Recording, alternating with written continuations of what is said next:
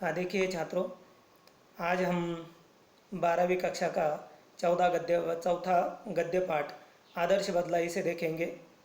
इसके लेखक सुदर्शन जी है। सबसे पहले हम लेखक परिचय देखेंगे। लेखक परिचय में सुदर्शन जी का जन्म 29 मई 1895 को सियालकोट में हुआ। आपका वास्तविक नाम बद्रीनाथ है। आपने प्रेमचंद की लेखन परंपरा को आगे बढ़ाया है। साहित्य को लेकर आपका दृष्टिकोण सुधारवादी रहा। आपकी रचनाएं आदर्शोन्मुख यथार्थवाद को रेखांकित करती है। साहित्य सृजन के अतिरिक्त आपने हिंदी फिल्मों की पटकथाएं और गीत भी लिखे। हार की जीत आपकी प्रथम कहानी है और हिंदी साहित्य में विशिष्ट स्थान रखती है। आपकी कहानियों की भाषा सरल, पात्रानुकूल तथा प्रभाव उत्पादक है। आपकी कहानियाँ घटना प्रधान है। रचनाओं में प्रयुक्त मुहावरे आपकी साहित्यिक भाषा को जीवंतता और कथ्य को प्रखरता प्रदान करते हैं। आपका निधन 9 मार्च 1967 में हुआ। अब उनकी प्रमुख कृतियाँ देखिए। पुष्पलता, सुदर्शन सुधा, तीर्थयात्रा, पनघट यह कहानी संग्रह है। सिकंदर, भाग्यचक्र ये नाटक है। भागवती ये उपन्यास है। ऑनररी मैजिस्ट्रेट, प्रहसन आदि। संक्षेप में पाठ परिचय देखिए। प्रस्तुत पाठ में लेखक ने बदला शब्द को अलग अलग ढंग से व्याख्यायित करने का प्रयास किया है। यदि वह बदला किसी के मन में उत्पन्न हिंसा को समाप्त कर उसे जीवन का सम्मान करने की सीख देता है तो वह आदर्श बदला कहलाता है। बचपन में बैजू अपने पिता को भजन गाने के कारण तानसेन की क्रूरता का शिकार होता हुआ दिखता है, परंतु वही बैजू तानसेन को संगीत प्रतियोगिता में पराजित कर उसे जीवनदान देता है और संगीत का सच्चा साधक सिद्ध होता है। कलाकार को अपनी कला पर अहंकार नहीं करना चाहिए। कला का सम्मान करना कलाकार का परम कर्तव्य होता है। अब यहाँ कहानी का नाम जो है वह है आदर्श बदला। अब देखिए, आपकी कोई गलती नहीं है और अगर कोई आपके पास अगर आपको गालियाँ देना शुरू कर देता है तो आप क्या करोगे? अगर उन्होंने गाली दी है तो आप उसे 4 गालियाँ दोगे। क्यों? क्योंकि आपके मन में उसके प्रति बदले की भावना पैदा हुई है। लेकिन ये आदर्श बदला नहीं है। आदर्श बदला यानी वह जो सामने वाला जो है, जिन्होंने आपको गालियाँ दी है, उसकी मनोवृत्ति को बदलना। तो इस प्रकार यहाँ इस कहानी में बैजू बावरा ने जो बदला अपने पिता की मौत का बदला लिया है वह किस प्रकार आदर्श बदला है, इसे समझाने की कोशिश सुदर्शन जी ने की है। संक्षेप में हम यह पाठ परिचय जो है उस पाठ परिचय को हम देखेंगे। संक्षेप में मैं आपको यह कहानी जो है कहानी मैं आपको बता रहा हूँ। सवेरे का समय था। आसमान में बरसाती हुई प्रकाश की किरणें संसार पर नवीन जीवन की वर्षा कर रही थी। चारों तरफ खुशी का माहौल था। फूल झूम रहे थे, पक्षी मीठे गीत गा रहे थे, पेड़ों की शाखाएं खिलती थी, पत्ते तालियां बजा रही थी। चारों तरफ खुशियां झूमती नजर आ रही थी।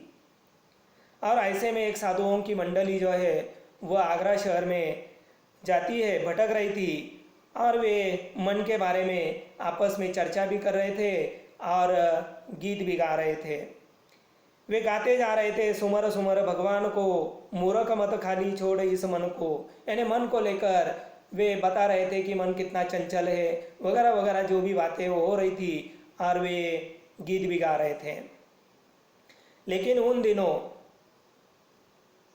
आगरा में यह तानसेन, आपको मालूम है कि जो सम्राट अकबर के दरबार में जो नवरत्न है, उन नवरत्नों में से एक रत्न यानी यह तानसेन भी था। और यह तानसेन जो है उसे अपनी गान पर बड़ा घमंड था, गर्व था और इसी कारण उन्होंने एक नियम बनवाया था, कानून बनवाया था कि जो तानसेन की बराबरी न कर सके ऐसा कोई भी व्यक्ति आगरा शहर में गीत न गाए। अगर वह गाए तो उसे मौत की सज़ा दी जाए, यह उनका कानून था। अब यह साधुओं की मंडली 19 कानून के बारे में मालूम नहीं था, उन्हें पकड़ा गया और सम्राट अकबर के सामने पेश किया गया। सम्राट अकबर ने उसे उनके सामने, वहाँ पर यह तानसेन भी मौजूद था, मौत की सज़ा सुनाई गई। उनके साथ एक 10 साल का लड़का था, उनकी दया पर उन्हें छोड़ दिया गया कि 10 साल का लड़का इसमें इसकी क्या गलती है, उसे छोड़ दिया गया। लेकिन उनके पिता की मृत्यु हो गई थी। अब यह लड़का रोता रोता वो अपनी झोपड़ी में, यानी शहर के बाहर जंगल में उनकी जो झोपड़ी थी, उस झोपड़ी में आया और वो रोने लगा, रोता था और अपने पिता को वह पुकार रहा है, तड़प तड़प कर वह पुकार रहा है कि बाबा तू कहाँ है, अब कौन मुझे प्यार करेगा, कौन मुझे कहानियाँ सुनाएगा। लोग कहते हैं, आगरे की बड़ी तारीफ करते हैं, लेकिन इस आगरे ने तो मुझे पूरी तरह से तहस नहस कर दिया है, बर्बाद कर दिया है। बाबा तू हमेशा कहा करता था कि चप्पे चप्पे पर दलदले हैं, चप्पे चप्पे पर कांटों की झाड़ियाँ है। अब मुझे कौन इन झाड़ियों से बचाएगा, कौन मुझे इन दलदलों से निकालेगा।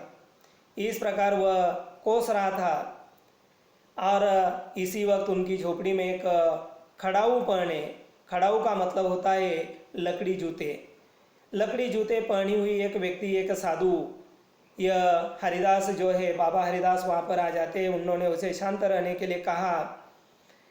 बैजू बावरा जो है उठा और हरिदास के चरणों से लिपट गया, बिलक बिलक कर रोने लगा और बाबा से कहने लगा कि बाबा मेरा संसार उजड़ गया है, मैं क्या करूँ। हरिदास ने उसे कहा कि आप शांत रहिए। फिर तानसेन ने कहा कि देखिए बाबा, मैं पूरी तरह से तबाह हो गया हूँ, मेरा सारा संसार सुना हो गया है, उजड़ गया है। हरिदास ने फिर उसे कहा कि शांति शांति। अब उन्होंने, यानी बैजू बावरा ने हरिदास के सामने बताया कि बाबा अब मुझे बदले की प्यास लगी है, मेरे पिता की मौत हो गई है और इसीलिए मैं बदला लेना चाहता हूँ। और तब यह हरिदास जो है, उन्होंने फिर भी उसे शांत रहने के लिए कहा, लेकिन फिर भी वह विलाप कर रहा था। उनकी यह दया देखी नहीं गई और उन पर दया आकर हरिदास ने उसे कहा कि देखिए, मैं आपको ऐसा हथियार दूंगा कि जिसके कारण तू अपने पिता का बदला ले सकेगा। अब उन्होंने कहा कि देखिए बताइए कौन सा, मुझे क्या करना होगा। तब उन्होंने कहा कि इसके लिए शर्त एक ही है कि आपको 12 बरस तक तपश्चर्या करनी होगी। तब बैजू बावरा ने, उन्होंने कहा कि आप 12 बरस की बात कर रहे हैं, मैं 12 जीवन देने के लिए तैयार हूँ। फिर यह तपश्चर्या शुरू हो गई और देखते ही देखते 12 बरस बीत चुके। अब यह बैजू बावरा जो है वह बड़ा हो चुका था, अब पूरी तरह से वह गंधर्व हो गया था। गंधर्व यानी देवलोक का गायक। उनके गाने में, उनकी ताल में, उनकी लय में, उनकी गान में एक प्रकार का जादू था। कहा जाता है कि जब भी वह गाता था, पत्तियाँ जो है वह हिलना डुलना छोड़ देती थी, पशु पक्षी मग्न हो जाते थे, हवा तक रुक जाती थी, इतना जादू उनकी गान में था। अब 12 बरस हो गए थे, पूरी तरह से वह गंधर्व हो गया था। बाबा ने उसे बता दिया कि देखिए अब तेरी तपश्चर्या पूरी हो गई है, अब मैंने तुझे जो देना था वह मैंने आपको दे दिया है, अब तू गंधर्व हो गया है। लेकिन मैंने आपको यह जो हथियार दिया है, इसके लिए आपको एक प्रतिज्ञा करनी होगी। अब यह बैजू बावरा जो है, अब उन्हें इस बात की खुशी थी कि अब मुझे वह हथियार मिलने वाला है जिसके कारण मैं अपने पिता का बदला ले सकूं। लेकिन बाबा ने उनसे शपथ ले ली, प्रतिज्ञा ली कि इस हथियार से किसी को भी हानि नहीं पहुंचाएगा। आप देखिए इतनी खुशी थी, लेकिन बाबा ने जो प्रतिज्ञा कर ली है, जो धारदार हथियार उन्होंने दिया था, उस धारदार हथियार की धार को उन्होंने बोथरा बना दिया था। लेकिन फिर भी उन्होंने उनकी वह प्रतिज्ञा सहर्ष से स्वीकार कर ली। उन्होंने प्रतिज्ञा की और फिर यहाँ तक, यानी वह गंधर्व हो गया है। उसके पश्चात देखिए क्या होता है। अब यह बैजू बावरा जो है, एक दिन आगरा शहर में वह गीत गाता हुआ जा रहा था। अब यह आगरे का नियम था, तानसेन ने नियम बनवाया था, जो तानसेन की कोई बराबरी न कर सके वह आगरा की सीमा में गीत न गाए। अगर वह गाता है तो उसे फांसी की सज़ा या मौत की सज़ा दी जाती है। अब यह बैजू बावरा गाता जा रहा था।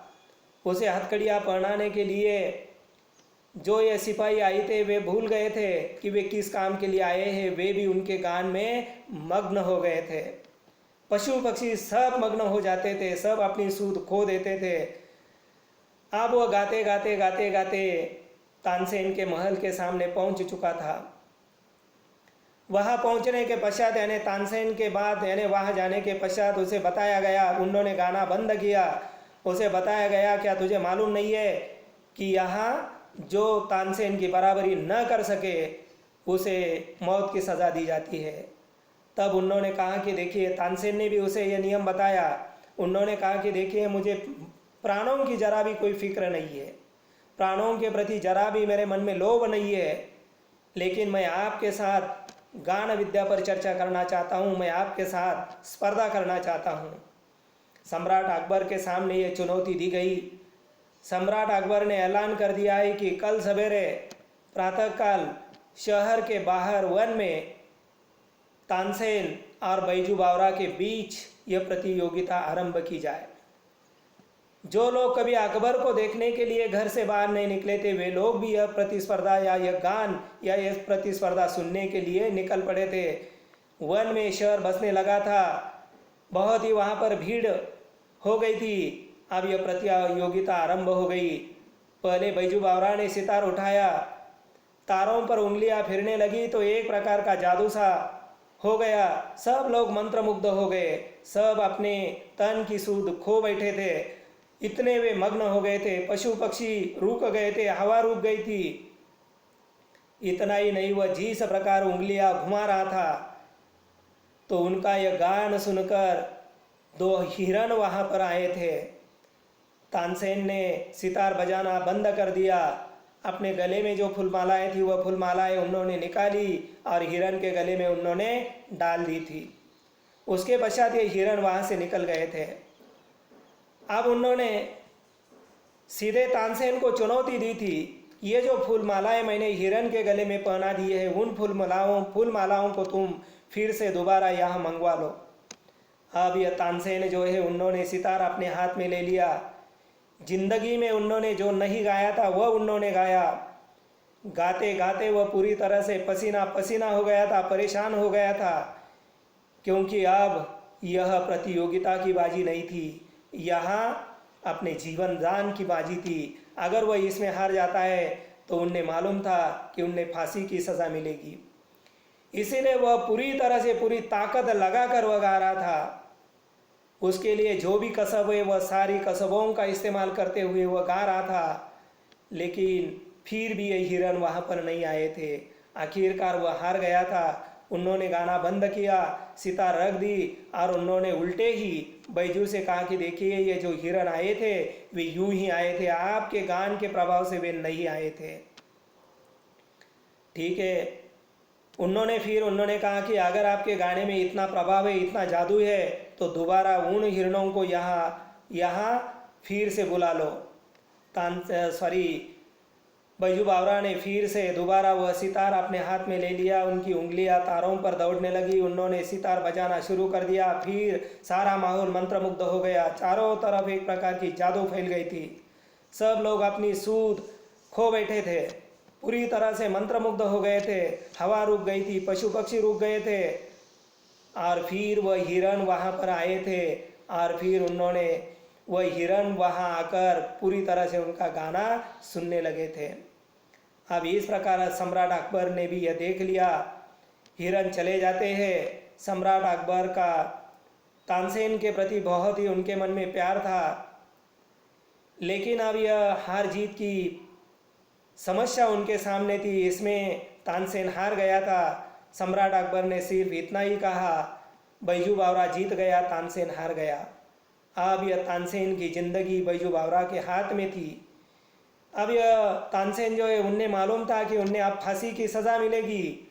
वह बैजू बावरा के पैरों में गिड़गड़ाने लगा, उनके पैर उन्होंने पकड़े, गिड़गड़ाने लगा और अपने प्राणों की भीख मांगने लगा। बैजू बावरा जो है वह कहता है कि देखिए, मुझे भी किसी के प्राण लेने में कोई दिलचस्पी नहीं है, मैं आपको जीवन दान दूंगा, लेकिन आप सबसे पहले ये जो कठिन कानून आपने बनवाया है, जो कानून आपने बनवाया है कि जो कोई आपकी बराबरी न कर सके वह आगरा की सीमा में न गाए, अगर गाए तो उसे मौत की सज़ा दी जाए। ये जो कानून है इस कानून को हटा दिया जाए। सम्राट अकबर ने फौरन उसे हटा दिया। अब जीवन दान फिर बैजू बावरा के हाथ में था। यह तानसेन उनके पैरों में गिड़गिड़ाने लगा, अपनी मौत की भीख मांगने लगा। तब उन्होंने उसे 12 बरस पहले की घटना याद दिलाई कि 12 बरस पहले एक साधु की मंडली जो है वह भजन गाती हुई यहाँ से जा रही थी, तो आपने उसे पकड़कर उसे मौत की सज़ा दी थी। और तब उनके साथ एक 10 साल का लड़का था, उनकी उम्र का विचार करते हुए आपने उसे जीवनदान दिया था, छोड़ दिया था। वह 10 साल का लड़का और कोई नहीं, मैं स्वयं बैजू बावरा था। और इस प्रकार उन्होंने उसे वह घटना याद दिलाई और उसे जीवनदान दिया है। इस प्रकार उन्होंने अपना जो बदला लिया है, अपने पिता के मौत का बदला लिया, वह कानून हटाकर उन्होंने बदला लिया और उन्होंने उसे जीवनदान भी दिया है। और इसीलिए उन्होंने जो बदला लिया वो एक आदर्श बदला था, और इसीलिए कहानी का नाम है आदर्श बदला। अभी आगे की जो भी कहानी है उस कहानी को हम अगली तासिका में कल इसे हम देखेंगे। यहाँ तक हम रुकेंगे। धन्यवाद।